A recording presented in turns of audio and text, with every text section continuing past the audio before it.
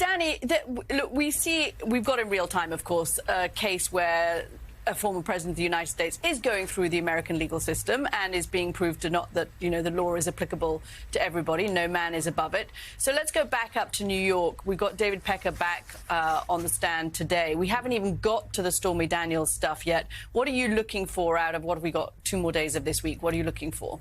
Look, I've said in the last few days, David Pecker may have emerged as really the people's star witness. We had a lot of focus on someone like Michael Cohen, but David Pecker is much better for the people for a number of reasons. Number one, he has some credibility issues, but not the credibility issues of a Michael Cohen. Number two, he starts at the beginning, and prosecutors love to take you through a chronological, in the beginning, this was this relationship. And by showing this relationship where David Pecker had communication with Michael Cohen, and I think this is critical, they've already shown that communication with Michael Cohen went from once a month to once a quarter, and it escalated. And what did it escalated corresponding to? The upcoming election. And that is going to be key to demonstrating that this was not a bunch of hush money payments to protect my family or my reputation with my wife. This was to influence the campaign. That's a key element that the people need to prove in order to aggravate this crime from misdemeanor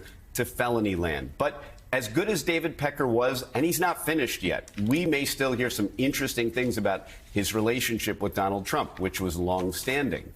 But David Pecker, why I think he may emerge as one of the most powerful witnesses for the people is another great reason is they called him first. That tells me that they wanted to start out with a bang, and they wanted a witness that would be their best witness, if not close to their best. And also, lastly, who hasn't been riveted by the testimony of David Pecker so far? I have been fascinated to get a glimpse into the world of what he calls checkbook journalism. In the world of cooperating witnesses, I call David Pecker the scoundrel character. He's unabashed. He's unapologetic. This is what I do. It may seem sleazy to you, but that's who I am. And I think juries, not only do they tend to like this kind of witness, sometimes they even laugh at him and find him entertaining. Well, and just like you in Drudge headlines. During David Pecker's... I'll have to check the latest one. There have been some good Pecker headlines on Drudge. It's been pretty amusing. But Pecker back today, and Lisa Rubin, the interesting point that I think Danny was building on, and I'm wondering what your thoughts are in terms of what you expect today, is you saw in the Pecker testimony him really laying out plans for certain stories, and even saying about a story that actually turned out not to be that not to really have legs, was about the doorman and some baby, that illegitimate child, and how he would wait until after the election to put that story out if he could get more on it, showing really that they were framing everything they were doing around the election. It had to do with the election. It wasn't to protect Donald Trump personally, like they were saying. Right. Everything was timed for the election. Exactly. And so, Lisa, with that in mind, what are you looking for today?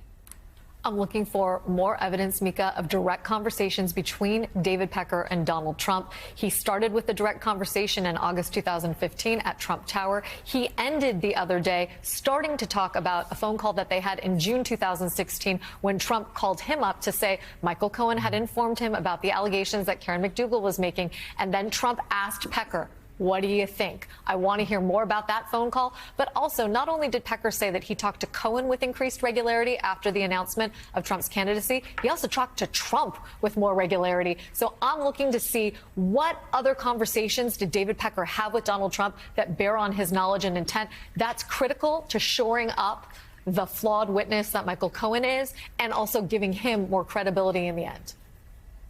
All right, former litigator and MSNBC legal correspondent Lisa Rubin, we will be hearing from you, and MSNBC legal analyst Danny Ceballos as well. Thank you both very much for coming on this morning.